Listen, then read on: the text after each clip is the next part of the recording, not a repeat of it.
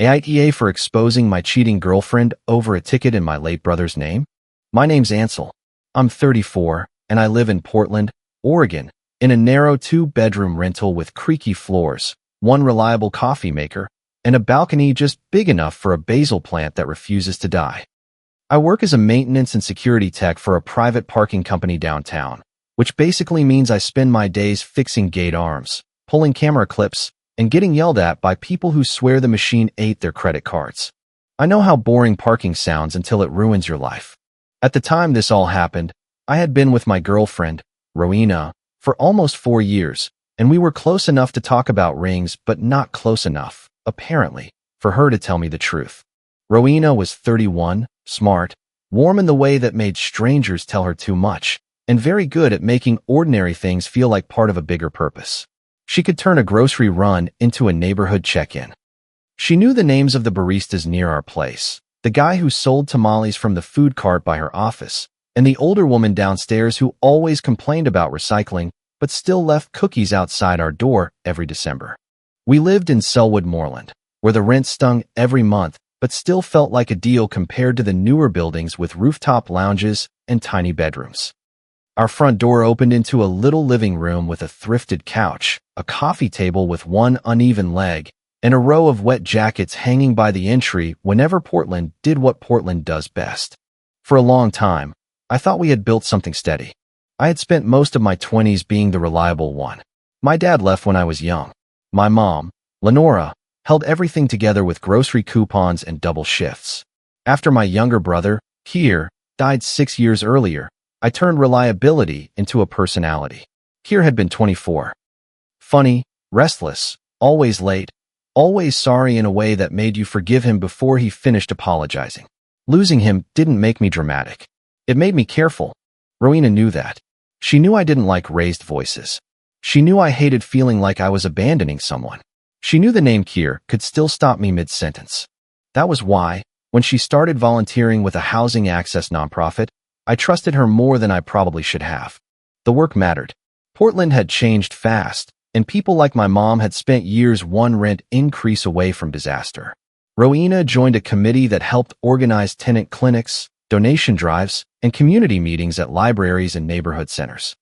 She would come home with folders under one arm, her hair damp from the rain, saying things like, "You always say you want people to show up. I'm showing up." I admired her for it. At first, the late nights made sense. Meetings ran long. Someone needed help with intake forms. A donor wanted a last-minute call. A family couldn't make it until after work. Rowena would text me from wherever she said she was. "Still here. Almost done." Or, "Don't wait up. Grab leftovers." I would microwave noodles from the Thai food cart, leave her half in the fridge, and fall asleep with the bedroom lamp on. Sometimes she'd slide into bed close to midnight, freshly showered, smelling like lavender shampoo and cold air. "You showered there?" I asked once, half asleep. "At the center," she murmured. The rain was gross. I accepted it because accepting things was easier than turning every small oddity into a trial. The first notice came on a Thursday in February, tucked between a Fred Meyer coupon flyer and the electric bill. It was from one of the garages my company serviced, a hotel garage attached to an office tower downtown. The notice said an unpaid parking fee had rolled into a citation. Nothing unusual there. People ignored those notices all the time. Then I saw the name. Keir. Just Keir. No last name. No address attached besides ours. A plate number I recognized as Rowena's old Subaru with the cracked taillight and the faded permit sticker from a building she hadn't worked in for 3 years. For a few seconds, I stood in the kitchen with the mail in one hand and a grocery bag of oranges in the other, waiting for the words to turn into different words. They didn't. Rowena came home 20 minutes later, cheeks pink from the rain, her tote bag sliding off one shoulder. She kicked off her boots, saw my face, and stopped. "What happened?" I held up the notice. Why would Keir's name be on anything from last Thursday? Her eyes went to the paper, then to me. Not shocked, not confused. More like she'd stepped wrong on a stair and was calculating how visible the stumble had been. "What is that?" she asked. "A parking notice. Hotel garage downtown. Your Subaru's plate. Keir's name." She took it from me slowly. "That's weird." "That's not funny, Rowena. That's my brother's name." "I know." Her voice softened right away. She put the paper on the counter and touched my arm. I know. I'm not laughing. Then why is it there? I don't know. Maybe it's a system glitch. You work with those machines all day? Don't they mess up? Machines don't pull my brother's name out of the air. She looked hurt, just enough to make me feel cruel. I'm not saying they did. Maybe it's autofill from something. Remember when I donated to that memorial fundraiser? I might have typed here somewhere. These online forms are weird. The garage system isn't connected to donation pages. I'm guessing Ansel. I don't know. She stepped closer and lowered her voice. I think this is hitting you harder because it's Kier. That sentence landed exactly where she meant it to. I looked down at the notice again. The amount was small. $32. Not worth a fight. Not worth making Rowena feel accused after she'd been doing good work for people who needed it. So I paid it. I hated that I paid it. The next week, I noticed her phone password had changed. That, by itself, was nothing. People change passwords.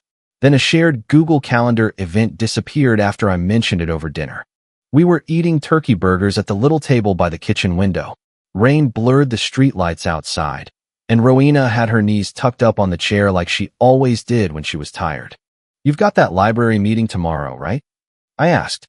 She glanced up. What? The nonprofit thing. It was on the calendar. Oh, that got moved. To where? I'm not sure yet. Harlan's handling the location. Harlan, one of the committee people. She took a bite and reached for her water. Developer type, but useful. Knows donors. I nodded, but something in me filed the name away.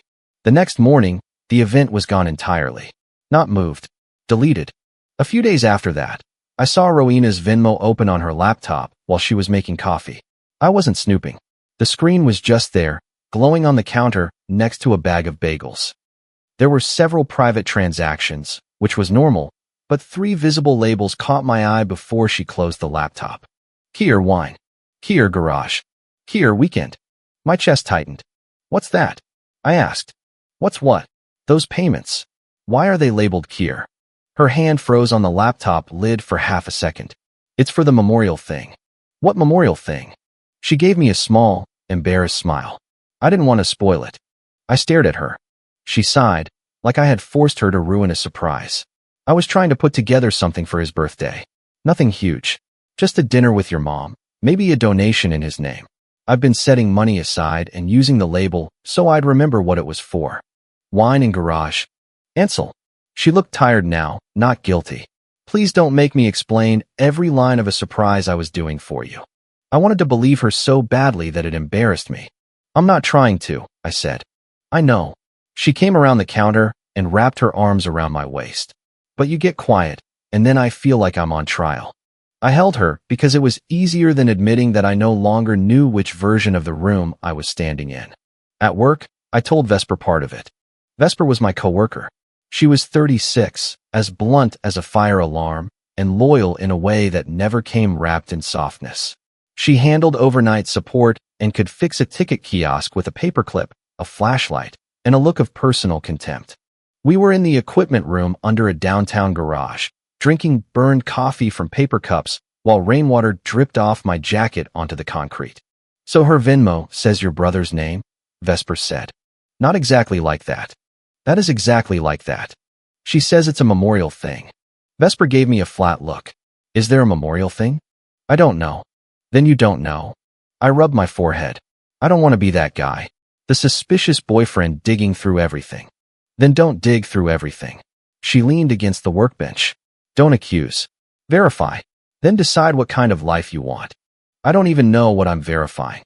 You're verifying whether your grief is being treated with respect or used like a curtain. I didn't answer because my throat got tight in a way I didn't trust. The thing that made it impossible to ignore didn't come from snooping. It came from work. 2 weeks later, a customer disputed a hotel garage charge. He said he'd been billed twice and insisted our gate had misread the plate. That garage was one of ours, so I pulled the entry logs and camera clips like I did every week. It was ordinary, approved, routine work. Plate, timestamp, entry camera, exit camera. Match the records. Export the clip. Close the ticket. The disputed timestamp was 9:14 p.m. on a Tuesday. As I scrubbed through the footage, Rowena's Subaru rolled into frame. Cracked taillight. Old permit sticker. Tiny dent near the rear passenger door from when a grocery cart clipped it at Fred Meyer. I stopped breathing normally. There are bad moments, and then there are moments where your body knows before your brain does. I checked the timestamp again. Tuesday, 9:14 p.m. Rowena had texted me at 8:52. Still here. Meeting's dragging. At 10:37 she had texted. Almost done. Don't wait up. That meeting was supposed to be at a community center across town. I knew because she had complained about the parking there. I didn't export anything that wasn't part of the customer dispute. I didn't go hunting through footage for fun. But the system logs tied her car to that hotel garage on a night she had told me she was somewhere else. That much was right in front of me. I closed the ticket, walked to my car, and sat there with the engine off while rain tapped the windshield like someone trying to get my attention. I called my cousin Cormac instead of going home. Cormac was 37, steady, the kind of person who read contracts before signing them and kept jumper cables in his trunk. He answered on the second ring. You okay? No. What happened? I told him enough. Not everything. Just the ticket, the name, the garage. He was quiet for a moment. Are you safe? Yeah. Is she on your bank account? Not my main one. We have shared utilities and rent. Lease. Both names. Renewals coming up. Then listen to me. Before you confront her, protect your paperwork. Shared bills, lease, deposits, anything automatic. Don't be dramatic. Be boring and thorough. I feel awful thinking like that. You'll feel worse if she controls the story and the money. I leaned back against the headrest. I still don't know what the story is. Then don't guess. Get facts you're allowed to have. And don't go home angry. So I didn't. I drove around for 20 minutes, crossed the river, bought coffee I didn't want, and came home with my face arranged into something neutral. Rowena was on the couch in leggings and one of my old sweatshirts, scrolling her phone. A bowl of half-eaten soup sat on the coffee table. Long day, she asked. Yeah. She smiled without looking up. Same. I stood in the entry with my jacket dripping onto the mat and wondered how many lies could fit inside a normal evening. After that, I got careful. I didn't hack her phone. I didn't follow her. I didn't turn into someone I wouldn't respect later. I did what Vesper and Cormac told me to do. I verified what I could verify and protected what I needed to protect. I downloaded copies of our shared utility bills. I opened a separate checking account at a credit union near my work and moved my direct deposit. I called the landlord and asked what would happen if we didn't renew together. I took photos of the furniture I owned before Rowena and the receipts I still had. I made a spreadsheet so boring it almost felt calming. Then I looked at public information. The nonprofit posted photos from meetings and donor events all the time. Rowena had shown me their page before, proud of how professional everything looked. I found Harlan in the photos without much effort. He was tall, silver at the temples, wearing jackets that looked casual in a way that cost money. His smile had that polished donor dinner quality, like he had practiced looking generous. Of course, he had the kind of smile that looked expensive. In one photo, he stood beside Rowena at a table covered in pamphlets. In another, his hand rested on the back of her chair.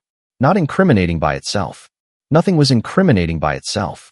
That was the maddening part. Every little thing had an innocent version if you wanted innocence badly enough. Then a parking dispute came in under the same hotel garage account, but this time the notice included a customer-provided receipt with the name field visible. Here. Same garage. Same style of transaction. Same nights Rowena had been volunteering. I stared at the screen until Vesper rolled her chair over. You look like you found a ghost, she said. In a way.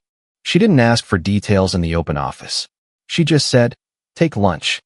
During lunch, I checked something I had been avoiding. The unpaid notice I'd paid weeks earlier had a reference number. I looked up the payment record through the customer service portal because I had legitimate access to resolve billing questions, and the transaction notes showed a phone number entered by the customer. It wasn't Rowena's number. I recognized the last 4 digits from the nonprofit donor page. Harlan's office line. My hands went cold. That night, Rowena left her phone on the bathroom counter while she took a shower. I heard it buzz from the hallway. I did not pick it up. I did not unlock it. I just saw the lock screen light up because it was facing the door. Here, still thinking about last night. For a second, I honestly thought my mind had broken. Then another message came in. Here, same garage next week. Easier than Pearl. The shower ran. Steam curled under the bathroom door. I stood in the hallway of our little rental, listening to the pipes knock in the wall, looking at my dead brother's name on my girlfriend's phone. That was the twist. Not that she was cheating. By then, some part of me knew. The twist was that she had made Kier into a hiding place. She had used his name because she knew I would flinch away from it. She knew I wouldn't question a Venmo label, a calendar note, a weird receipt, if she wrapped it in grief and called it a memorial. She knew I would apologize for being sensitive before she had to explain herself. When she came out of the bathroom in a towel, I was in the kitchen washing a mug that was already clean. "You okay?" she asked. I turned off the faucet. "Yeah, just tired." She watched me for a moment. "You've been weird lately. I've had a lot on my mind." She came closer, smelling like lavender shampoo. "You can talk to me." I almost laughed. Not because it was funny, but because the room seemed to tilt around the sentence. Instead, I dried the mug and put it away. "I know," I said. "The donor dinner was Rowena's idea." "It's not fancy," she said the following Monday, standing in our bedroom with 2 dresses laid across the bed. "Just donors, committee people, a few partners. It would mean a lot if you came." "Why?" She looked offended. "Because you're my partner." That word sat between us. "Will Harlan be there?" I asked. Her fingers paused on the blue dress. "Probably. He's on the development side." "His wife?" "I think so." Her tone sharpened. "Please don't be weird tonight. This matters to me." I looked at her, really looked at her. She had no idea how much I knew. Or maybe she knew enough to be nervous, but not enough to be careful. That was the arrogance of people who confuse your patience with blindness. "I won't be weird," I said. Before the dinner, I sent copies of the documents I had gathered to myself and to Cormac. Not private footage I had no right to share. Not anything that would get me in trouble at work. Just the notice with Kier's name, the payment records tied to the customer dispute, screenshots of public nonprofit photos, the Venmo labels I had seen when she had left them open, and my own written timeline of dates and texts. Cormac called me after reading it. "You don't have to do this publicly," he said. "I know." "Then why dinner?" "Because she invited me there to make me part of the picture. She wants me smiling beside her while she stands near him and pretends she's ethical." "That doesn't mean you owe anyone a scene." "I'm not planning a scene. Ansel, I'm planning an exit." He was quiet. Then he said, "Keep your voice low. Say less than you want to. Leave with your keys in your hand." The dinner was in a renovated event space near the river, all exposed brick, soft lighting, and name tags and plastic sleeves. Rain tapped against the tall windows. People stood in little circles holding glasses of white wine and making awkward small talk about zoning, grants, and weather. The salmon was lukewarm. The rolls were hard. Everyone pretended not to notice. Rowena wore the blue dress. She kept touching my arm, steering me from group to group. "This is Ansel," she said brightly. "He's been so supportive of the work." Supportive. That word nearly did me in. Harlan appeared beside a table with tiny desserts. Up close, he looked older than in the photos, handsome in a curated way. His wife stood beside him, a calm woman named Maribel with sharp eyes and a polite smile. "Rowena," Harlan said warmly. Not too warmly, just enough. Rowena's hand tightened around mine. "Harlan, this is Ansel." "Ah," he said, shaking my hand. "The parking expert." His grip was firm. His smile was smooth. "Maintenance and security tech," I said. Right. Essential work." He said it like he was complimenting the plumbing. Maribel looked at me with more genuine interest. "That must be a lot of night shifts." "Sometimes," I said. "Mostly people arguing with machines." She laughed lightly. "That sounds like most of modern life." For a few minutes, we talked like normal adults. That was the strangest part. No one looked like a villain. Rowena laughed at the right times. Harlan asked polite questions. Maribel mentioned their teenage daughter's school fundraiser. A board member walked by and complimented Rowena's dedication. Then Harlan, maybe comfortable, maybe careless, lifted his glass and said, "Rowena practically lives at those late meetings. I keep telling her, some people are built for commitment, and some just like the idea of it." His eyes flicked toward me. It was small, polished, the kind of insult you could deny if anyone objected. Rowena squeezed my hand hard under the table. A warning. Something inside me went very still. I set my glass down. "Funny you mention commitment," I said. Rowena's smile froze. "Ansel." I didn't raise my voice. I didn't want to. If I raised it, she could make the volume the issue. I looked at Harlan. Do you want to explain why your parking transactions at the hotel garage were under the name Kier? The table went quiet in that uneven way quiet happens in public, spreading person by person. Harlan blinked once. Excuse me. Kier, I said. My brother's name. He died 6 years ago. Rowena whispered, Don't. I turned to her. No. You don't get to use that voice right now. Maribel had gone completely still. Harlan gave a short, uncomfortable laugh. I'm not sure what this is, but it sounds like a private misunderstanding. It was private when it was just betrayal, I said. My hands were shaking under the table, so I folded them in my lap. It stopped being private when my dead brother's name started showing up on parking notices, payments, and your messages. Rowena's face drained. You looked through my phone? No, I said. You left it lighting up on the bathroom counter. Kier texted you about using the same garage next week. Someone at the next table turned around. Harlan's wife looked at him. What is he talking about? Maribel, Harlan said. This isn't the place. Apparently it is, she said. Rowena leaned toward me, her voice shaking now. You're humiliating me. I looked at her, and for the first time in weeks, I didn't feel guilty for seeing what was in front of me. You used my dead brother's name as a password for cheating, I said. So no, I'm not going to smile through dessert. A board member I recognized from the nonprofit photos stepped closer. Rowena, is this true? Rowena looked around, searching for the version of the room she could still control. It's complicated. That did more damage than denial would have. Maribel pushed back her chair. It scraped softly against the floor, and somehow that sound cut through everything. Harlan, she said, outside. Now. Maribel, please. Now. He followed her because everyone was watching, and men like Harlan hate looking out of control. Rowena stood too. Ansel, we need to talk. We didn't need to talk, I said.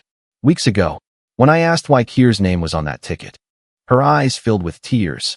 I had seen those tears work before. In our kitchen, on our couch, under the soft yellow lamp beside our bed. They were just labels, she said. I panicked. I didn't know how to explain. You didn't just lie to me. You hid behind him. I made a mistake. No. A mistake is forgetting to pay a bill. This was a system. That landed. I saw it in her face. Not remorse exactly. More like the first real understanding that I wasn't going to help her soften it. I stood and took my coat from the back of the chair. Rowena grabbed my sleeve. Please don't leave like this. I gently pulled my arm free. You embarrassed yourself. I just stopped covering for you. Then I walked out. The rain outside was cold and fine, the kind that gets under your collar before you notice. I sat in my car for a minute with my keys in my hand, just like Cormac had told me. My phone buzzed over and over. Rowena, where are you going? Rowena, you had no right to do that.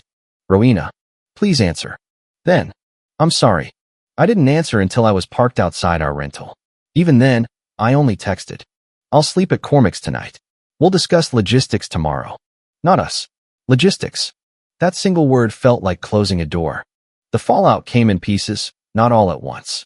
Maribel contacted me 2 days later through a short, careful message. She didn't ask for gossip. She asked for dates. I sent her only what involved her husband and public-facing records I could appropriately share. She thanked me once and never contacted me again. The nonprofit removed photos of Rowena from its front page within a week.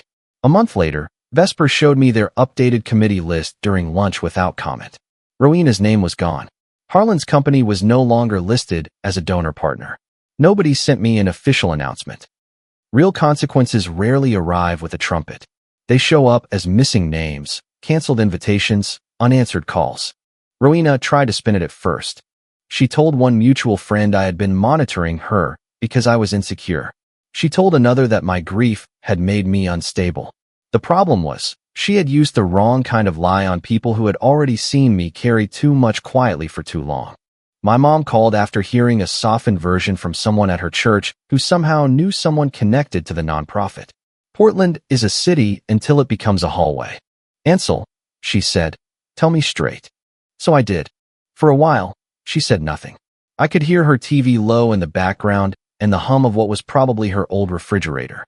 Then she said, she used his name? Yeah. My mom inhaled shakily. Oh, honey. That nearly broke me more than the dinner had. I feel stupid, I said. You're not stupid. You trusted someone who knew where you were tender. I should have caught it sooner. You were trying not to become hard. I sat on Cormac's guest bed, staring at my overnight bag on the floor. I don't know what to do with how angry I am. Start by not handing it back to her to manage, my mom said. The next week was practical and miserable. Rowena and I divided the apartment like two tired coworkers closing a failed business. She cried. She apologized. She got defensive. Sometimes all three happened in the same 10 minutes. I loved you, she said one evening while I packed my books into liquor store boxes Cormac had brought over. I kept wrapping a mug in newspaper.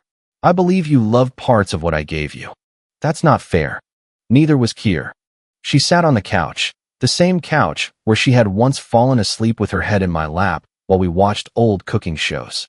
Her eyes were red, her hair pulled into a messy knot. I didn't choose his name to hurt you, she said. I stopped packing. That might be true, I said. But you chose it because you knew it would stop me from looking. That's worse in some ways. She covered her face. I was scared. Of getting caught. Of losing you. You were already spending the relationship like money you didn't plan to pay back. She looked up at me then, wounded by the plainness of it. I didn't enjoy hurting her. That surprised me. Part of me had expected some clean satisfaction once I finally said the right sentence. But there was no satisfaction in watching someone become smaller in a room you used to share. There was only relief that I no longer had to pretend confusion was kindness. The landlord let me out of the renewal because we were close enough to the end of the lease and Cormac knew how to write an email that sounded both polite and legally awake. Rowena kept the couch and the table. I kept the coffee maker, my books, the old blue armchair, and the basil plant. For a few weeks, I stayed with Cormac. Then I found a smaller one-bedroom on the east side, above a print shop, with thin walls and a kitchen barely wide enough for one person. The first night there, I ate grocery store soup straight from the container and listened to the Max pass in the distance. My boxes were stacked along the wall. My jacket dripped over a folding chair. The basil plant sat on the windowsill, looking annoyingly healthy. I started therapy because my mom asked me to, and because for once I was tired of being proud of how much I could carry without help.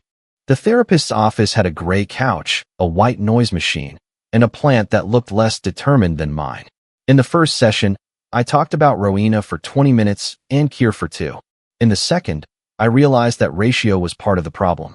Kier's memory had become a room in my life where I let people lower their voices and move things around without asking.